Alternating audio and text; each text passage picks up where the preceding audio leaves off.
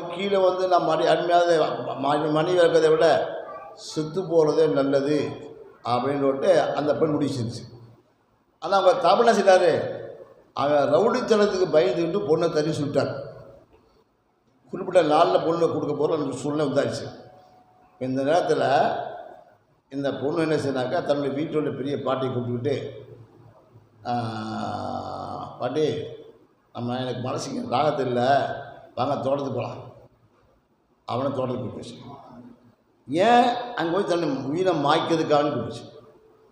போய் அந்த அம்மா என்ன சொன்னாக்க, அங்கேருந்து ஒரு மலை இருக்குது, மலை மேல் உச்சியில் ஏறி அந்த பாட்டிகிட்ட சொல்லுது, இவனுக்கு நான் மனைவியாக இருக்கிறவங்கள செத்து போகிறதே நல்லது, அதை செத்து போகிறேன் அப்படின்னு மேலேருந்து குதிப்பதற்கு தயாராகிடுச்சு.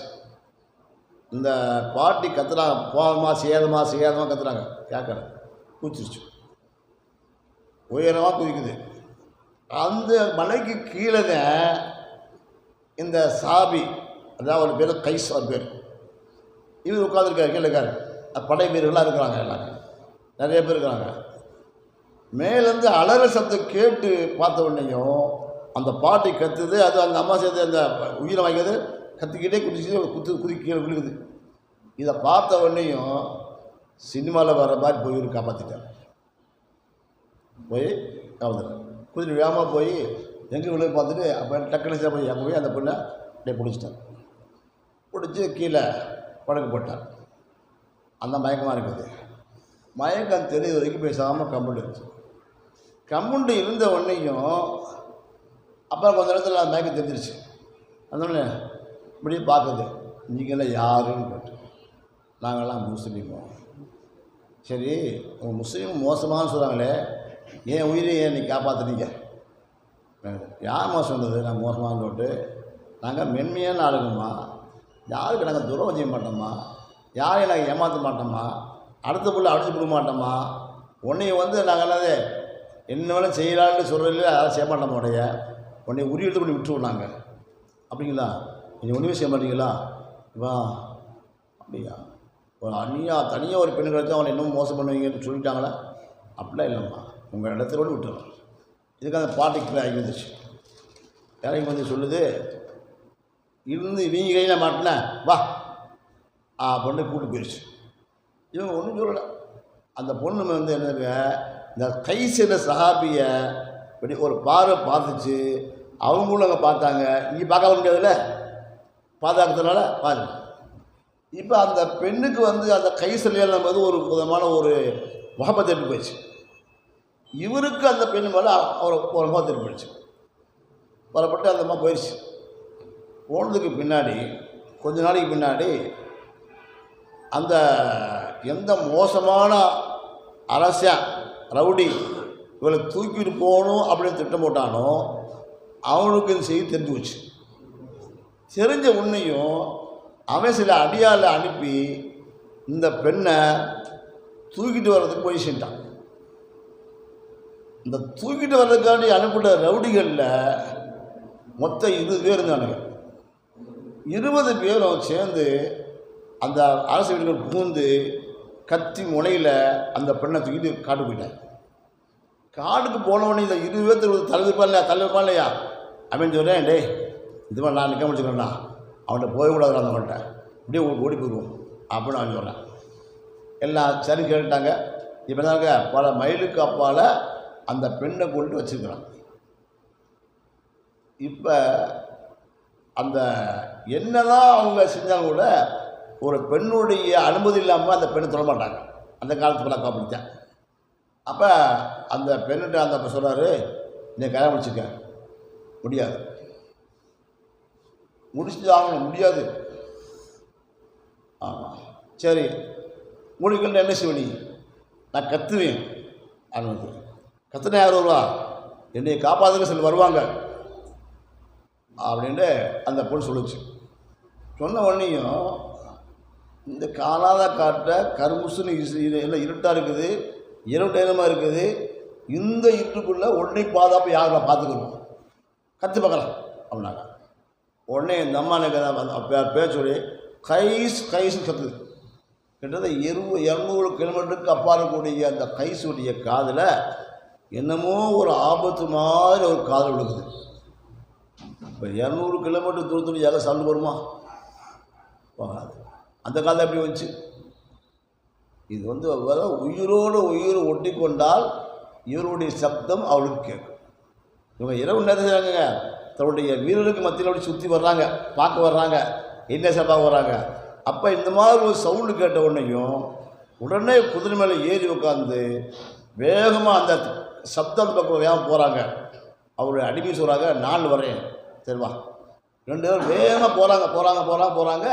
அந்த சப்தம் வரப்போ போக சப்தம் கூடுது. இப்போ இங்கேருந்து இது ஆபத்து இருக்குதுன்னு போகிறாங்க. பார்த்தா அங்கே அந்த பெண்மை, அதே மீனோட பெண்மை அங்கே நிற்கிறாங்க, சுற்றி உழைக்கிறாங்க. இப்போ இவங்க 2 ஊர் போகிறாங்க. இந்த 2 பேர் தான் அவங்க 20 பேர்.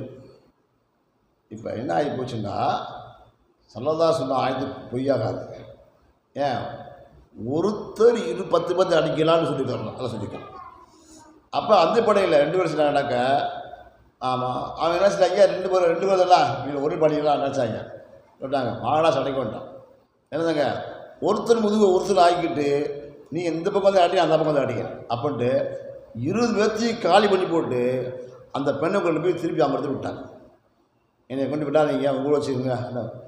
முடியாதம்மா, நாங்களாம் வந்து ஒரு 2 பேர் பார்க்க மாட்டோம், செய்ய மாட்டோம். ஏன்னு சொன்னால் வரே அப்படின்னு சொன்னால் 20 பேர்த்த ஒரு ஒருத்தர் வந்து 10 பேர் அடிக்க முடியும். அல்லாவுடைய நாட்டம். பின்னாடி அல்லா என்ன செஞ்சானாக்க, ஒருத்தர் 2 பேர்த்தையும் அடிக்க முடியும் அப்படின்னு அப்படி செஞ்சான். அல்ல சொல்லிட்டேன். ஏன்னா படையின வாங்கி போயிடுச்சு, ஈமாவுடைய வேகம் உங்கள்கிட்ட கிடையாது அது சொல்லிட்டான். பின்னாடி சொல்லிட்டான். இப்போ இந்த வேகம் எப்படி வந்துச்சு அவங்களுக்கு? இது அல்லாஹ்வுடைய பிரசித்தி வரக்கூடிய பேர். 20 பேர்த்தையும் 2 பேர் இருந்து அடித்து தோசம் பண்ணி விரட்டி அடிக்கிறான்னு சொன்னால் இது அல்லாஹ் கொடுத்த வேகம். அந்த வேகம் நம்மள்கிட்ட எப்போது இருக்கணும்னு சொன்னாக்க அல்லாஹ்வுக்கு முழுமையாக நாம் வழிபட வேண்டும். அல்லாஹ்வுக்கு முழுமையாக அப்படித்தான் அது பண்ணிடணும். அந்த அல்லாஹ்வுக்கு வழிபடுவதற்காக வேண்டித்தான் ரசூலுல்லாஹ்வுக்கு வழிபடுறதுக்காக தான் ஷேகுமார். எந்த ஷேகும் நம்ம வழிகட்டு போய் தள்ள மாட்டாங்க, எந்த நபியும் வழிகட்டு தள்ள மாட்டாங்க. நம்மளுக்கு ஒன்று நேரான வழியில் கொண்டு சேர்க்கறதுக்காக வேண்டிய என்ன வழி இருந்துச்சுமோ அதெல்லாம் செய்வாங்க. ஆனால் அவங்க பேச்சை கேட்டு நடக்கலைன்னா விட்டுருவாங்க, எப்படியே போட்டு விட்டுருவாங்க. ஆனால் நட்பாக இருப்பாங்க, பாப்பா பண்ணுவாங்க, பேசுவாங்க. ஆனால் அவரை தர்பீ செய்வது பக்கம் திரும்பி பார்க்க மாட்டாங்க. ஆனால் ஒப்படைக்கணும், ஒப்படைச்சாதான் கிடைக்க முடியும், இல்லைன்னா கிடைக்காது. அந்த அமைப்பில் தான் வாழணும். அதுதான் சொன்னாங்க. என்ன சொன்னாங்க, என்னுடைய விஷயத்தை நான் அல்லாஹ் பக்கம் முழுமையாக ஒப்படைக்கிறேன். இன்றைக்கி யாராவது ஒப்படைக்கிறோமா?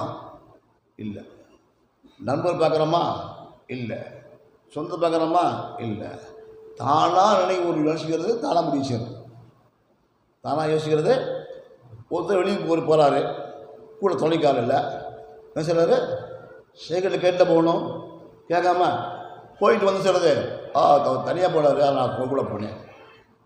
அப்போ நான் ஒன்று நினைக்கிறது, அவர் கூப்பிட்டு வேறு சொல்ல நினைக்கிறது, கேட்டால் அவர் ஆள் இல்லை, எங்கே போயிட்டார், அவர் அனுப்பி போட்டார்.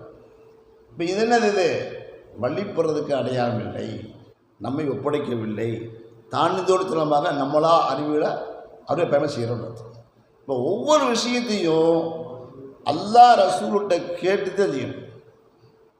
ஒரு சில உலமாக்கள் அல்லாஹ் கொடுத்துருக்கா, பெரிய பாய் கொடுத்துருக்கா, அவங்க ஒவ்வொரு விஷயத்தையும் ரசூலுல்லாஹ் இடத்தில் ஆலோசனை பண்ணி தான் செய்வார்கள். அல்லாஹ் ஹஜ்ரத் இல்யாஸ் வரலாமாத்திராளி நிறைய பேர் வெகுல் மாசால் ஓதணும் பிள்ளை சில பேர் இருக்காங்க. என்ன செய்வாங்க, நான் எல்லா விஷயத்தையும் நான் வந்து 2 ரக்கா தொழுவேன், அல்லாஹ்வை கேட்பேன், யார் ரசூலல்லாஹ் எனக்கு முன்னாடி ஆஜராகுங்க, ஆலோசனை பண்ணுவேன், அதெல்லாம் வசம். இது உச்சநிலை போனவங்க தான். அப்படின்னா அர்த்தம், தனக்குன்னு வாழ்க்கை இல்லை, எல்லாமே அல்லாஹ்வுக்காக வேண்டி தான். அல்லாஹ்வுக்காக வேண்டி தன்னை அர்ப்பணித்து விட்டால் எந்த வியாதியாக இருந்தாலும் சரியாக போயிடும், எந்த நோயாக இருந்தாலும் சரியாக போயிடும். அது வாங்க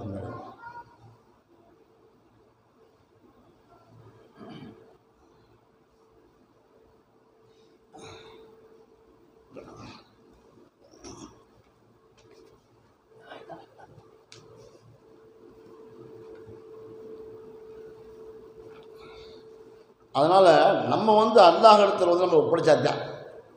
ஒப்படைக்கலை என்ன சரி, அவன் விஷயத்துக்கு ஆகுது. அல்லாஹ் குர்ஆன் சொல்றான் இல்லையா, குல்லு ஹிஸ்பின் பிமா அல்லதையும் ஃபரிஹூன். அப்படின்னா என்ன அர்த்தம்? ஒவ்வொரு கூட்டமும் அவங்க செஞ்சு செய்கிற பார்த்து சந்தோஷப்படுவாங்க. ஒருத்தன் வந்து கிறிஸ்துவ இருக்கிறான், ஏசு நாள் போய் அங்கே வேலை செய்யறாலும் சொன்னாக்க நான் நல்லா செஞ்சுட்டேன், அவர் சந்தோஷம். அந்த சொந்தம் நினைக்கிறது இல்லை. இந்த ஃபரிஹுன்ற வார்த்தைகள்னாக்க கொஞ்ச நேரம் இது போயிடும். ஆமாம், நம்மகிட்ட வந்து என்னது முஃப்லிஹூன் சொல்லிட்டீங்க, வெற்றியாளங்கிறான். எப்போ நம்ம அமல் செஞ்சே தான் தொழுகிறோம், ஜக்காத்து கொடுக்குறோம், எல்லாம் அளவு ஈமானம் கொண்டுறோம். அந்த அங்கே தான் வந்து முஃப்லிஹூன்கிறாங்க வந்து. ஆனால் அந்த வெற்றியாளர்கள் அந்த வெற்றி இல்லாத நிலைச்சிருக்கோம் இது வரைக்கும், நம்ம அமல் செஞ்சுட்டு இருக்க வரைக்கும். எப்போ அமல் இருக்கிறோமோ அதுவும் சேர்ந்து போயிடும். அது மாதிரி அழிஞ்சது ஃபரிஹுண்டாக்க அது தற்பெருமையோடு செய்யக்கூடிய அந்த மகிழ்ச்சி அது வந்து அது நிலைக்காது. இன்னும் மற்றவங்களாம் அமல் செய்யக்கூடிய அமலுக்கு இல்லையா முஃப்லிஹூன் அமல் செய்யாத சந்தோஷம் வருவாங்க, ஆனால் அவங்களோட பெருமை இருக்காது. ஆனால் எல்லாத்தையும் விட மேலே என்னன்னு சொன்னால், மகிழ்ச்சியை விட எல்லாத்தையும் விட என்னக்க உள்ளம் நிம்மதி பெறுவது அது மேலான. உள்ள நிம்மதி பெற செய்யணும், இந்த திக்ரு செய்யும். அல்லா பி திக்ரில்லாஹி தத்மஇன்னுல் குலூப் அப்படின்ட்டு வந்துட்டோம்னு சொன்னால், அல்லாஹ் அந்த மகிழ்ச்சியை விட பன்மடங்கு உயர்ந்த வார்த்தை தான் திமினான்கிறது. எல்லா நேரத்துக்கும் திரும்பி வந்துடும். ஆமாம், அந்த திக்ரு செய்ய எல்லாமே அமல் செஞ்சதே தான். ஆமாம், அமல் செய்ய விட்டோம், வேறு ஏதாவது தவறாக செஞ்சோம், பாவம் செஞ்சோம் அப்படின்னா செய்யும், கரும்புள்ளி விழுந்து விடும், நல்லவனாக முடியாது. இன்ஷா அல்லாஹ் அஜித் வந்திருக்காங்க. அஜித் இன்ஷா அல்லாஹ் கொஞ்சம் நேரம் இதை பற்றி பேசுவாங்க.